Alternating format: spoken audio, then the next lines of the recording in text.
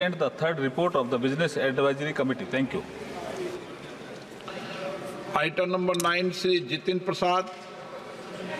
With your kind permission, I move the following mention against my name, that in pursuance of Clause D of subsection 4 of Section 4 of the Agricultural and Processed Food Products Export Development Authority, APIDA Act 1985, read with Rule 3 of APIDA Rule 1985, the members of this House do proceed to elect in such manner as the Speaker may direct 2 members from among themselves to serve as members of Agriculture and Processed Food Products Export Development Authority, APIDA, subject to other provisions of the said Act and the rules made thereunder.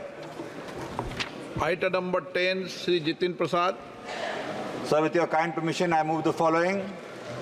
That in pursuance of Clause B of subsection 4 of Section 4 of the Tobacco Board Act 1975, read with Rules 4 of the Tobacco Board 1976, the members of this House do proceed to elect in such manner as the Speaker may direct 2 members from amongst themselves to serve as members of the Tobacco Board, subject to other provisions of the said Act and rules made thereunder.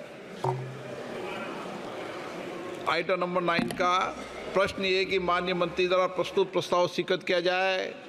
जो सदस्य इसके पक्ष में हाँ कहें, जो सदस्य विरोध में ना कहें। मेरे विचार में निर्णय हाँ वालों के पक्ष में, हाँ वालों के पक्ष में प्रस्ताव स्वीकृत हुआ। आइटम नंबर 10 प्रश्न ये कि माननीय मंत्री द्वारा प्रस्तुत प्रस्ताव स्वीकृत किया जाए। जो सदस्य पक्ष में हाँ कहें, जो सदस्य विरोध में ना कहें। मेरे विचार में निर्णय हाँ वालों के पक्ष में, हाँ वालों के पक्ष में प्रस्ताव स्वीकृत हुआ।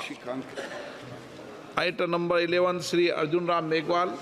Honorable Speaker, sirs, with your permission, on behalf of my senior colleague Dharmendra Pradhan, I move that in pursuance of the sub-clause 24th of the clause 1 and clause 2 of the statute of 14 of the status of Aligarh Muslim University Act 1920, the members of this House do proceed to elect in such manner as the Speaker may direct 6 members from the amongst themselves to serve as a members of the Court of Aligarh Muslim University, subject to the other provision of the said statutes. Thank you. प्रश्न ये कि माननीय मंत्री द्वारा प्रस्तुत प्रस्ताव स्वीकृत किया जाए। जो सदस्य के पक्ष में हाँ कहें, जो सदस्य विरोध में ना कहें। मेरे विचार में निर्णय हाँ वालों के पक्ष में, हाँ वालों के पक्ष में प्रस्ताव स्वीकृत हुआ। Item number 12, Shri Nityanand Rai. मैं प्रस्ताव करता हूं कि राजभाषा अधिनियम 1963 की धारा 4 की उपधारा 2 के अनुसरण में इस सभा के सदस्य ऐसी रीति से जैसा कि अध्यक्ष निर्देश दें, उक्त अधिनियम के अन्य उपबंधों तथा उसके अधीन बनाए गए नियमों के अध्ययन एकल संक्रमणीय मत द्वारा अनुपातिक प्रतिनिधित्व प्रणाली के अनुसार श्री मनोज तिवारी, जिन्होंने त्यागपत्र दे दिया है, के स्थान पर राजभाषा समिति के सदस्य के रूप में कार्य करने के लिए अपने में से एक सदस्य निर्वाचित करें।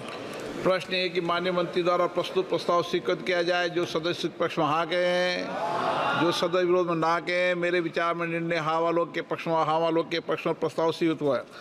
11 नंबर 13 और 14 वह शून्यकाल के बाद ले लेंगे। किन्नर जी वाला